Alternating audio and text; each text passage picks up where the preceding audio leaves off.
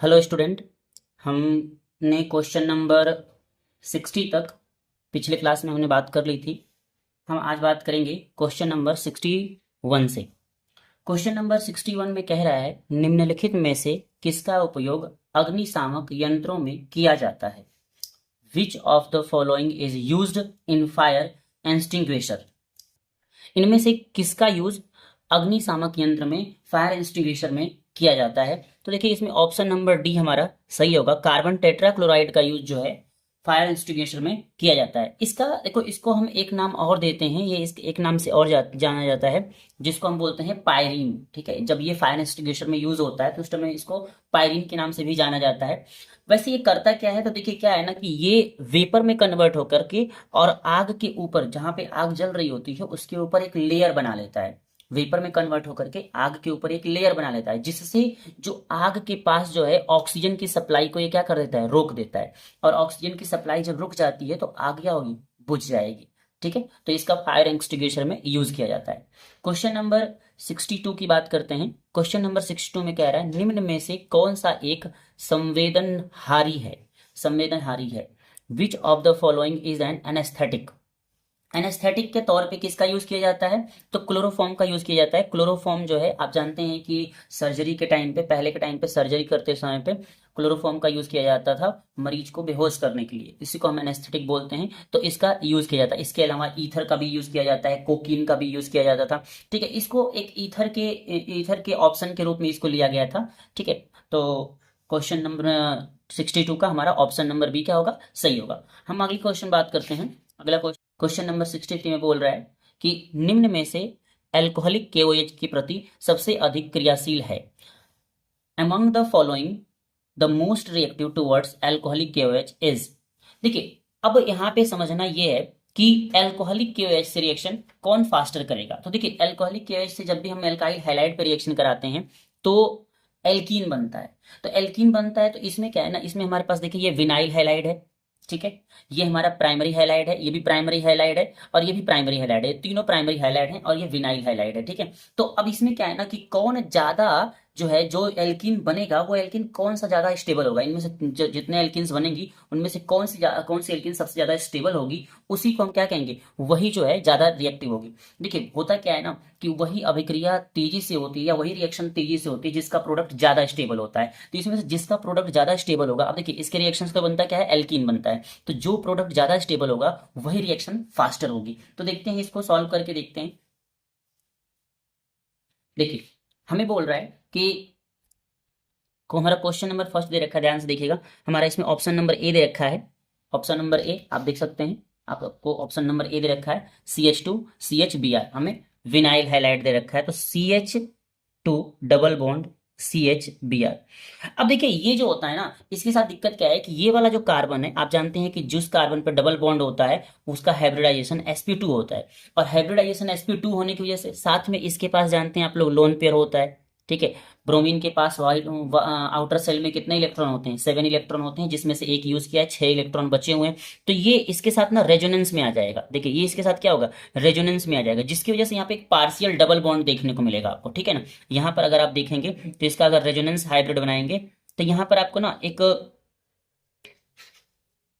Partial double bond देखने को मिलेगा। तो ये पार्शियल डबल बॉन्ड की वजह से ना इस बॉन्ड में क्या हो जाता है ना, ये सिंगल बॉन्ड नहीं रह गया, ये पार्शियल डबल बॉन्ड हो गया, तो यहाँ की बॉन्ड एनर्जी क्या हो जाएगी, बढ़ जाएगी। तो इसको तोड़ना, इसको ब्रेक करना काफी टफ हो जाएगा। इसलिए जो ऑप्शन नंबर ए है ये तो हमारा रिएक्शन नहीं देगा। ठीक है ना, ये स्लो रिएक्शन देगा। ऑप्शन नंबर बी के लिए हम बात करते हैं। देखिए, ऑप्शन नंबर बी में हमारा क्या दे रखा है, CH3 दे रखा है, C डबल बॉन्ड O दे रखा है। ठीक है, फिर दे रखा है CH2 और CH2Br। देखिए, ये क्या है ना, यहाँ पर क्या होगा कि वैसे तो आप जानते हैं कि ये E2 रिएक्शन होगी, E2 रिएक्शन होगी। ठीक है, E2 रिएक्शन में क्या होता है कि बीटा पोजीशन से हाइड्रोजन निकलता है और अल्फा पोजीशन से हैलोजन निकलेगा। E2 रिएक्शन में क्या होगा, बीटा पोजीशन से हाइड्रोजन निकलेगा, अल्फा पोजीशन से क्या निकलेगा, हैलोजन निकलेगा। देखिए, ये अल्फा पोजीशन कौन सा होगा, जिस पे हैलोजन जुड़ा है, तो ये अल्फा हो गया, ये क्या हो गया, बीटा पोजीशन हो गया। तो यहां से हाइड्रोजन निकलेगा। तो अब होता क्या है कि ये जो होता है ये सिंगल स्टेप रिएक्शन होती है, और सिंगल स्टेप रिएक्शन में क्या होता है कि ट्रांजिशन स्टेट बनती है। तो होगा क्या, ध्यान से देखिएगा। जो आपका ये है, देखिए यहाँ पर हम लिख सकते हैं CH3 C double bond O, और यहाँ पे हो जाएगा CH और HCH2Br। अब देखिए यहाँ पर हमने क्या रिएक्शन कराया, इस पर क्या एल्कोहलिक KOH का रिएक्शन कराया गया, एल्कोहलिक KOH एल्कोहलिक। ठीक है, तो यहाँ से जो OH है वो रिएक्शन करेगा इस H के साथ। जब इस H के साथ रिएक्शन करेगा, क्यों रिएक्शन करेगा ध्यान दीजिएगा, इस पे क्या आएगा, इस पे पार्शियली प्लस आएगा क्योंकि इलेक्ट्रॉन को विड्रॉ करा रहा है, इधर भी इलेक्ट्रॉन विड्रॉ हो रहा है। ठीक है, ये भी अट्रैक्ट कर रहा है, ये भी अट्रैक्ट कर रहा है इलेक्ट्रॉन को, तो यहाँ पर इलेक्ट्रॉन डेंसिटी कार्बन पे कम होगी तो कार्बन इसका इलेक्ट्रॉन अट्रैक्ट करेगा, तो यहाँ पर क्या होगा, यहाँ पर पार्शियली प्लस चार्ज आएगा, पार्शियली पॉजिटिव चार्ज आएगा। तो यहाँ पर OH जो आएगा वो क्या करेगा, वो इसके साथ रिएक्शन करके H2 बना लेगा। देखिए ध्यान से, यहाँ से H2 निकलेगा और ये वाला बॉन्ड कहाँ होगा, ये वाला बॉन्ड यहाँ पे शिफ्ट होगा, यहाँ पर क्या हो जाएगा, ये बॉन्ड यहाँ पे ड्रॉप कर जाएगा। और जैसे ये यहाँ पे बॉन्ड ड्रॉप करेगा क्योंकि इलेक्ट्रॉन को अट्रैक्ट कर रहा था, तो ये वाला बॉन्ड क्या हो जाएगा, ये वाला बॉन्ड टूट जाएगा, ब्रेक हो जाएगा और Br क्या हो जाएगा, निकल जाएगा। तो देखिए यहाँ से क्या निकला, ये K और ये Br मिलकर के क्या बना देंगे, KBr बना देंगे। ये देखिए ये क्या बना, H2O बना, ये क्या बना, H2O बना। ठीक है, अब ये H2O बना, अब देखिए इसका मेन प्रोडक्ट क्या बनेगा, जिसको मेजर प्रोडक्ट बोलते हैं। देखो यहाँ पे क्या बन जाएगा, CH3 C double bond O, और क्या हो जाएगा CH डबल बॉन्ड CH2। अब आप देखिए ये वाला स्टेबल होगा कि नहीं होगा, इसको समझना है। देखिए यहाँ पर double bond, single bond, double bond. देखिए यहाँ पर क्या है ना, ये कार्बोनिल ग्रुप के साथ रेजोनेंस में आ जाएगा। जैसे मान लीजिए ये यहाँ जाएगा तो ये वाला बॉन्ड कहाँ आ जाएगा, यहाँ पे आ जाएगा। तो रेजोनेंस की वजह से इसकी स्टेबिलिटी क्या हो जाएगी, बढ़ जाएगी। ठीक है, रेजोनेंस की वजह से इसकी स्टेबिलिटी क्या हो जाएगी, बढ़ जाएगी। इसलिए हमारा जो ऑप्शन नंबर बी है यही हमारा आंसर होगा। ऑप्शन नंबर बी हमारा क्या होगा, सही होगा। ठीक है ना, ऑप्शन नंबर बी हमारा क्या होगा, सही होगा। हम सी और डी को भी देख सकते हैं। सी और डी में देखिए क्या हो जाएगा, सी और डी में अगर यहाँ पे आपने देखेंगे तो इसको भी हम सॉल्व करके देखें। देखिए क्या है, CH3 है, CH2 है और Br है। मान लीजिए इन्होंने इस पे एक एल्कोहलिक KOH का रिएक्शन कराया तो क्या होगा, देखिए ये अल्फा पोजीशन हो गया, ये बीटा पोजीशन हो गया, यहाँ से हाइड्रोजन निकलेगा और यहाँ से Br निकलेगा, तो क्या बन जाएगा, CH2 डबल बॉन्ड CH2। देखिए इसमें कोई रेजोनेंस नहीं मिल रहा है। ठीक है ना, इसमें कोई रेजोनेंस नहीं है। आप ऐसे ही अगर तीसरे ऑप्शन के लिए बात करेंगे, CH3 है, CH2 है, CH2 है, Br है। देखिए ये अल्फा हो गया, ये बीटा हो गया, यहाँ पर क्या होगा, KOH एल्कोहलिक का रिएक्शन कराइए तो क्या बन जाएगा, CH3 CH double bond CH। तो देखिए ये जो CH2 जो ये बना, इसमें देखिए इसमें भी कोई रेजोनेंस नहीं है। तो यहाँ पर क्या होगा ना, यहाँ पर जो हमारा ऑप्शन नंबर बी जो है ये क्या हो जाएगा, सही हो जाएगा। यहाँ पर रेजोनेंस की वजह से इसकी स्टेबिलिटी क्या होगी, ज्यादा होगी। ठीक है, तो जो इसके थ्रू ये एल्कीन बनेगा उसकी स्टेबिलिटी ज्यादा होगी, इसलिए ये जो है फास्टर रिएक्शन देगा, इसलिए हमारा ऑप्शन नंबर बी क्या होगा, सही होगा। हम क्वेश्चन नंबर 64 की तरफ बढ़ते हैं। 64 में क्या पूछा है कि SN1 अभिक्रिया में अधिक तेज होती है। देखिए इसमें बोला है कि SN1 reaction is faster in, तो हमारे पास क्या है, देखिए ये क्या है, 1 डिग्री एल्काइल, 1 डिग्री हेलोएल्केन है, ये 2 डिग्री है। ठीक है, 2 डिग्री 1 डिग्री आप लोग समझते होंगे। जैसे मान लीजिए जिस पे हेलोजन जुड़ा हुआ है, जिस कार्बन पे हेलोजन जुड़ा है ना, उस पे अगर डायरेक्ट एक कार्बन अटैच है तो उसको 1 डिग्री बोलते हैं। तो ये क्या हो गया हमारा, 1 डिग्री हो गया। इस पे देखिए दो कार्बन, जिस पर हेलोजन जुड़ा है उस पर 2 कार्बन अटैच है तो इसको 2 डिग्री बोलेंगे, इसको 3 डिग्री बोलेंगे। और देखिए ये क्या है, ये भी 2 डिग्री है। ठीक है ना, ये भी 2 डिग्री, डायरेक्ट 2 ही कार्बन इस पे अटैच है। तो अब होगा क्या, ध्यान दीजिएगा, अब होगा क्या कि इसमें SN1 रिएक्शन को फास्टर देने के लिए जरूरी है कि जिसका कार्बोकैटायन, कार्बोकैटायन कैसे, तो देखिए जब ये हेलोजन निकलेगा ना, जब ये हेलोजन निकलेगा, देखिए इसको देखते हैं सॉल्व करके। जब ये हेलोजन निकलेगा, जैसे हमारे पास एक क्या था, CH3 था, CH2 था, Cl था, ये इसमें Cl क्या हो गया, रिलीज हो गया। मान लीजिए Cl इसमें से निकला Cl माइनस के फॉर्म में, और क्या बनेगा, CH3 CH2 पॉजिटिव चार्ज। ठीक है, इसी तरीके से हमारे पास अगर ये 2 डिग्री वाला होगा,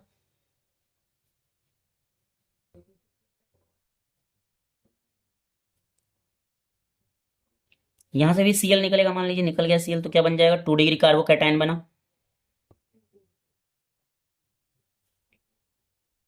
ठीक है, और हमारे पास तीसरा क्या था,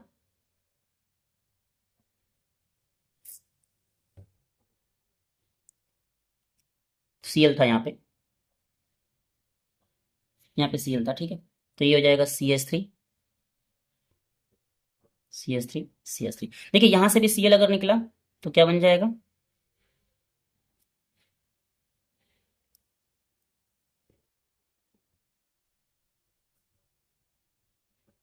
इससे प्लस चार्ज आ जाएगा। देखिए ये 3 डिग्री कार्बोकैटायन बना, तो हमारे पास 3 डिग्री कार्बोकैटायन बने, 1 डिग्री, 2 डिग्री और 3 डिग्री।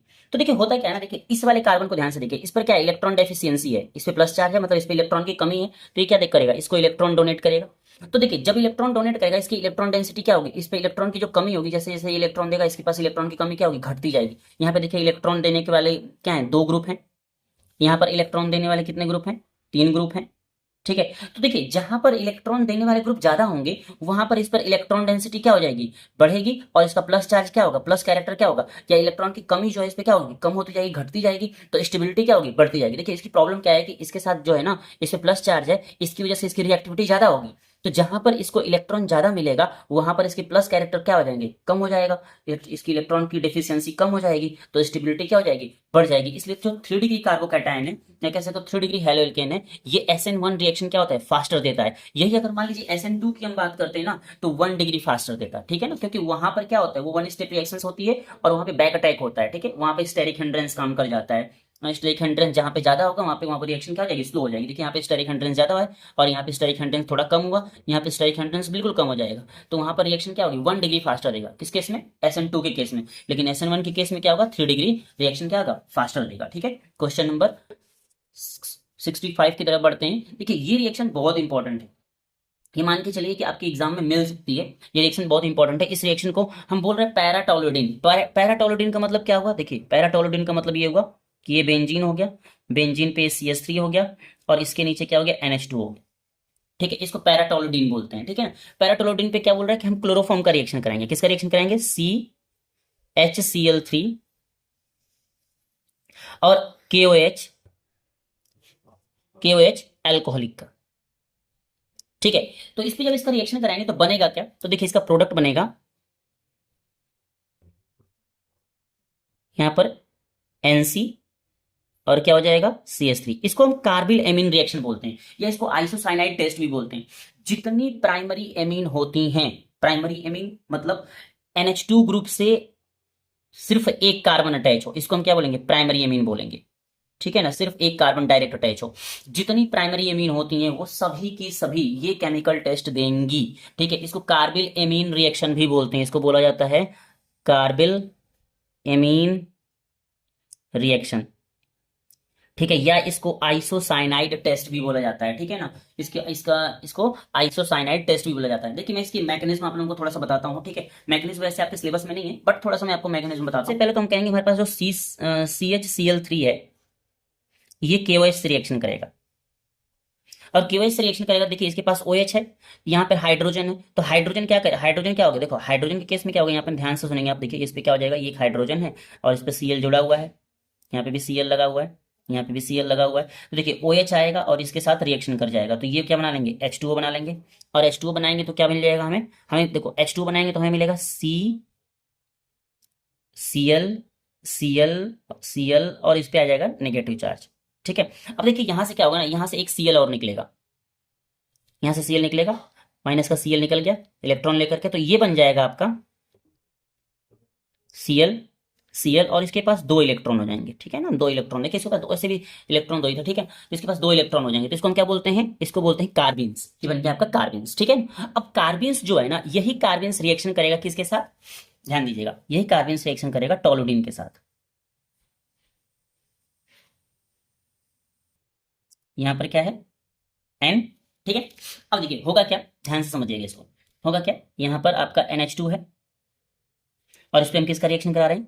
CCl2, 2 electron. देखिए अगर ध्यान से आप देखें तो कितने इलेक्ट्रॉन हो रहे हैं इसके? 2 Cl। देखो अगर इसको आप देखो तो 2 ये इलेक्ट्रॉन, 2 ये इलेक्ट्रॉन, 4 हो गए और 2 ये 6 ही तो हो रहे हैं। तो इसका ऑक्टेट तो इनकम्प्लीट है, तो इसलिए इसको क्या चाहिए? इलेक्ट्रॉन चाहिए, और इलेक्ट्रॉन इसको चाहिए। जब इसको और इलेक्ट्रॉन चाहिए तो होगा क्या? देखिए इसके पास क्या है? लोन पेयर है, तो ये अपना लोन पेयर क्या करेगा? इसको देगा, तो लोन पेयर अपना देगा, इसके साथ क्या हो जाएगा? इसके साथ बॉन्डिंग हो जाएगी।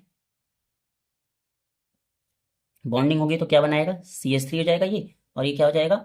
N, यहाँ पे H और इसने इलेक्ट्रॉन दिया है तो यहाँ पे C और ये Cl और ये Cl। ठीक है, और इस पे क्या चार्ज आ जाएगा? इस पे नेगेटिव चार्ज आ जाएगा, और इसने इलेक्ट्रॉन दिया है तो इस पे प्लस चार्ज आ जाएगा। ठीक है, अब देखिएगा, अब इसको आगे समझते हैं और थोड़ा। होगा क्या? देखिए यहां से ये अपना इलेक्ट्रॉन दे करके निकलेगा। ठीक है, यहां से अपना इलेक्ट्रॉन ये दे करके निकलेगा, तो क्या होगा? देखिए जैसे ही इलेक्ट्रॉन देगा ये H प्लस के फॉर्म में निकल रहा है, तो इस पे देखिए नेगेटिव चार्ज है, तो जाकर के इस पे जुड़ जाएगा, तो क्या बनेगा? CH3 हो जाएगा। ठीक है, और क्या बन जाएगा इस पर? NC। अब यहाँ पे Cl है ही, एक Cl है और दूसरा इस पे H आकर के जुड़ गया है। अब देखिए यहाँ पे H है। ठीक है, आगे क्या होगा? तो इससे फिर बेस की रिएक्शन होगी।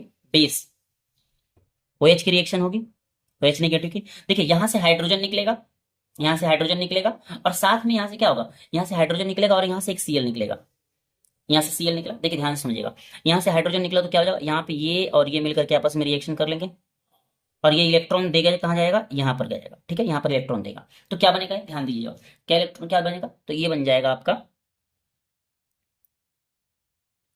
डबल बॉन्ड का फॉर्मेशन होगा इसके बीच में, तो ये हो जाएगा CH3 और ये हो जाएगा N डबल बॉन्ड C।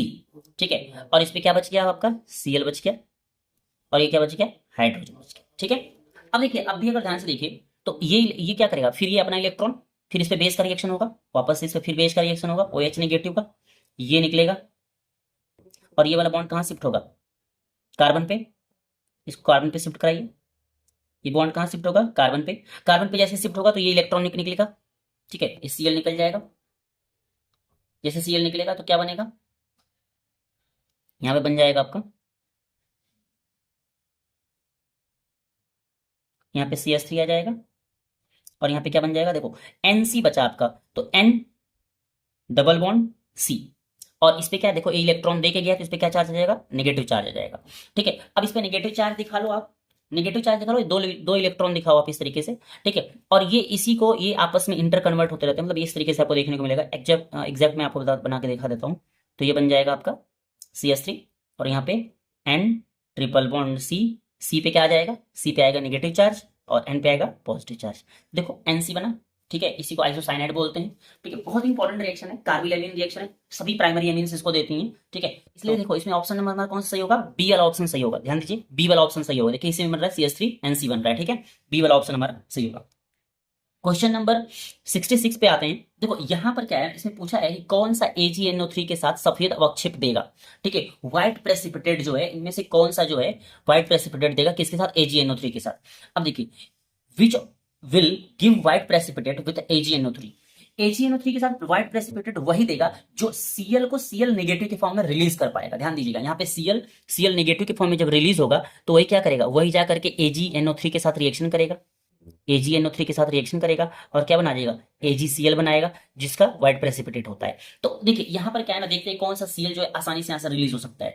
तो देखिए होगा क्या ना, अगर आप इसको देखें तो यहाँ पर अगर इस Cl को हम निकालते हैं तो इस पे क्या आ जाएगा, यहाँ पे Cl नेगेटिव अगर निकलता है तो इस पे क्या आएगा, प्लस चार्ज आ जाएगा, और प्लस चार्ज आने की वजह से देखो इसकी स्टेबिलिटी बढ़ेगी, क्योंकि यहाँ पर रेजोनेंस है। ठीक है, प्लस चार्ज आएगा, ये इलेक्ट्रॉन यहाँ आएगा, प्लस चार्ज यहाँ आएगा, फिर ये रेजोनेंस की वजह से इसकी स्टेबिलिटी बढ़ेगी, इसलिए ये Cl आसानी से दे पाएगा। ठीक है, तो हमारा ए वाला ऑप्शन भी, ए वाला ऑप्शन तो सही जाएगा। देखो देखते हैं क्या होता है। ठीक है, आगे देखते हैं और किसी में। देखो यहाँ पर अगर बात करो बी में, तो बी में देखो ये बेंजीन है, तो ये रेजोन, देखो इसके पास लोन पेयर होता है, तो रेजोनेंस की वजह से यहाँ पर डबल बॉन्ड कैरेक्टर आएगा, और डबल बॉन्ड कैरेक्टर आने की वजह से इसकी बॉन्ड एनर्जी बढ़ जाएगी और ये ब्रेक करना टफ हो जाएगा। तो इसलिए इसको हम इसको ब्रेक नहीं कर पाएंगे, Cl नेगेटिव के फॉर्म में रिलीज नहीं होगा, मतलब ये ऑप्शन नहीं हो सकता।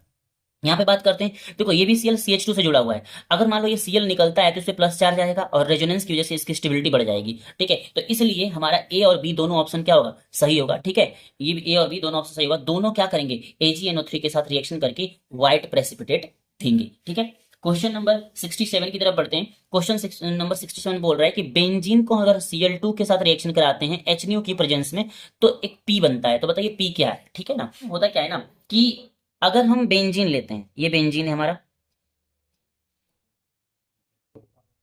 और इस पर हमने रिएक्शन करा दी Cl2 का, किसकी प्रेजेंस में, HNO या यूवी लाइट के प्रेजेंस में, यूवी लाइट की प्रेजेंस में। देखिए ये क्या बनाएगा, ये बनाएगा, ये एडिशन रिएक्शन होगी बेसिकली,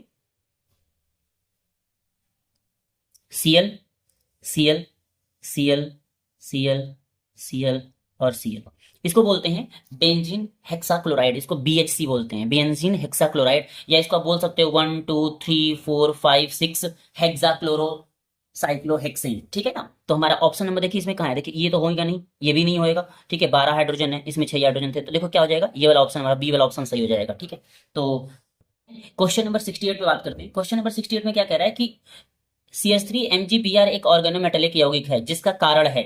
ठीक है, इसमें पूछा है कि CH3MgBr is an organometallic compound due to. देखिए ऑर्गेनोमेटेलिक कंपाउंड होने के लिए जरूरी है कि मेटल जो है वो कार्बन से जुड़ा होना चाहिए। तो देखिए और कहीं पे मेटल कार्बन से नहीं जुड़ा है, इसलिए हमारा ऑप्शन नंबर बी क्या होगा, सही होगा। ऑप्शन नंबर बी में क्या है, मेटल कार्बन से जुड़ा हुआ है। मतलब ऑर्गेनोमेटेलिक कंपाउंड अगर कहेंगे किसी को तभी कह सकते हैं जब उसमें मेटल की बॉन्डिंग कार्बन से डायरेक्ट होगी। क्वेश्चन नंबर 69 की तरफ बढ़ते हैं। क्वेश्चन नंबर 69 में बोला है कि क्लोरोफॉर्म किससे प्राप्त किया जा सकता है। कह रहा chloroform can be obtain from, देखिए ये क्या लिखा है, methanal. Methanal C double bond O single bond H single bond H, ठीक है। ओके, देखिए यहाँ पे क्या लिखा है, मीथेनॉल। मीथेनॉल बोलते तो CH3OH। यहाँ पे क्या लिखा है, प्रोपेनॉल। प्रोपेनॉल बोले तो CH3 CH2 CH2 और OH, ठीक है, ये प्रोपेनॉल हो गया। अब आप इसको समझिए थोड़ा सा। देखिए अगर हमें जो है इसका भी स्ट्रक्चर बना ही लेते हैं, CH3 CH OH और CH3। देखिए किसी से क्लोरोफॉर्म हम तभी बना सकते हैं ना ऐसे कंपाउंड में जिस पर OH जुड़ा हुआ है ना, उसके जस्ट साथ, उसके जस्ट बगल वाले उसी कार्बन पे, उसी कार्बन पे जिस पर OH जुड़ा हुआ है, उसी कार्बन पे CH3 ग्रुप जुड़ा हो, तभी ये रिएक्शन पॉसिबल हो पाएगी। या ऐसा भी हो सकता है कि अगर कुछ ऐसी सिचुएशन बन जाए कि C डबल बॉन्ड O हो और उस कार्बन पे डायरेक्ट CH3 जुड़ा हो, ठीक है, तभी ये रिएक्शन पॉसिबल हो पाएगी। दोनों बात ध्यान रखिएगा कि अगर मान लीजिए यहीं पे ना CH2 CH3 होता है ना, जैसे मान लीजिए अगर मैं यहीं पे कह दूं कि हमारे पास इस तरीके से होता CH3 CH2 और CH और इस पे मान लीजिए OH होता और यहाँ पर CH3 होता, तो देखिए यहाँ पे CH2 होता और यहाँ पे फिर CH3 होता, तो ये रिएक्शन नहीं देता, ये बिल्कुल रिएक्शन नहीं देता, ठीक है ना। ये बिल्कुल जो है क्लोरोफॉर्म नहीं बना पाता, क्योंकि क्या है, जिस पर C डबल बॉन्ड O हो या जिस पर C पर OH ग्रुप डायरेक्ट जुड़ा हो, उस पर CH3 होना कंपलसरी है। अगर CH3 नहीं रहेगा तो हेलोफॉर्म रिएक्शन पॉसिबल नहीं होगी, ठीक है। तो इसलिए जो है हमारे पास जो प्रोपेन टू ऑल है, ठीक है, प्रोपेनॉल या कह सकते हैं प्रोपेन टू ऑल, देखिए उसमें क्या है, जिस पर OH लगा हुआ है उस पर क्या है, CH3 प्रेजेंट। जिस पर क्या लगा हुआ है, OH लगा हुआ है, उस पर CH3 प्रेजेंट है, इसलिए ये वाला कंपाउंड जो है हेलोफॉर्म रिएक्शन देगा। हेलोफॉर्म रिएक्शन क्या होता है वो भी देख लीजिए, मैं बता देता हूं आप लोगों को कि हेलोफॉर्म रिएक्शन कैसे होती है। देखिए हेलोफॉर्म रिएक्शन में CH3 है, CH OH है, CH3 है। देखिए इस पर रिएक्शन कराते हैं हम NaOH का और Cl2 का। इसमें क्लोरोफॉर्म पूछा है तो Cl2 के लेके चल रहे हैं, अगर ब्रोमोफॉर्म बोलता तो Br2 लेके चलते और आयोडोफॉर्म बोलता तो I2 लेके चलते, ठीक है। देखिए इसकी प्रेजेंस में ये ऑक्सीडाइज होगा और कार्बोनिल में कन्वर्ट हो जाएगा, तो चलिए वो जानना हमें जरूरी नहीं है। देखिए ये वाला जो मिथाइल ग्रुप है ना, ये कन्वर्ट हो जाता है CHCl3 में, और यहाँ पे क्या बन जाएगा, C double bond O single bond O Na बन जाएगा, ठीक है। ये रिएक्शन होती है, इसी को हेलोफॉर्म रिएक्शन बोलते हैं। अगर ये CH3 नहीं होता तो ये रिएक्शन, देखिए दोनों तरफ CH3 है, ये भी दे सकता है ये भी दे सकता है, ठीक है ना, लेकिन एक ही देगा, दोनों नहीं देंगे, एक ही देगा, ठीक है। तो इसलिए हमारा ऑप्शन नंबर डी क्या हो जाएगा, इसमें सही हो जाएगा। यही क्या करेगा, यही जो है क्लोरोफॉर्म, इसी से हम ऑब्टेन कर सकते हैं। नेक्स्ट क्वेश्चन में बात करते हैं, फास्जिन का सामान्य नाम है। देखिए ये क्वेश्चन थोड़ा सा मुझे सही नहीं लग रहा है, ठीक है, आपको भी देखिए इसमें पूछा है नाम, कह रहा phosgene is the common name. Phosgene का कॉमन नेम पूछा है और फॉर्मूला दे रखा है, ठीक है। तो फॉस्जिन का तो वैसे देखिए, फॉस्जिन का फॉर्मूला जो होता है ना, फॉस्जिन गैस जो होती है, जैसे मैं आपको बता दूं कि क्लोरोफॉर्म का यूज क्यों नहीं किया जाता है आज के डेट में जो है पेशेंट को बेहोश करने के लिए। देखिए रीजन क्या होता है ना, कि जो क्लोरोफॉर्म होता है वो ऑक्सीजन से रिएक्शन करके फॉस्जिन गैस बना लेता है, जो कि पॉइजनस गैस होती है। और देखिए इसमें भी उसका फॉर्मूला भी सही नहीं दे रखा है, ये COCl2 होना चाहिए, ठीक है, COCl2 होना चाहिए। और इसका जो नाम है उसको बोलते हैं कार्बोनिल क्लोराइड, इसको बोला जाता है कार्बोनिल क्लोराइड, ठीक है। तो देखिए इसमें Cl2 होना चाहिए, ऑप्शन नंबर सी सही हो जाएगा इस पे, ठीक है। तो ध्यान रखिएगा फॉस्जिन का कॉमन नेम क्या होता है, कार्बोनिल क्लोराइड होता है, और इसका फॉर्मूला क्या होता है, COCl2 होता है। और इस कहाँ से बनता है, तो ये क्लोरोफॉर्म के ऑक्सीजन के साथ रिएक्शन की वजह से ये फॉर्म होता है। आई होप आप लोगों को ये क्वेश्चन समझ में आए होंगे, इसकी एक्सप्लेनेशन समझ में आई होगी। अगर आपको कोई प्रॉब्लम आती है, कोई दिक्कत आती है, तो आप कमेंट करिए, मैं आपकी प्रॉब्लम को सोल्यूशन आपको प्रोवाइड करा दूंगा। Thank you. चैनल को सब्सक्राइब करिए, लाइक करिए और शेयर करिए।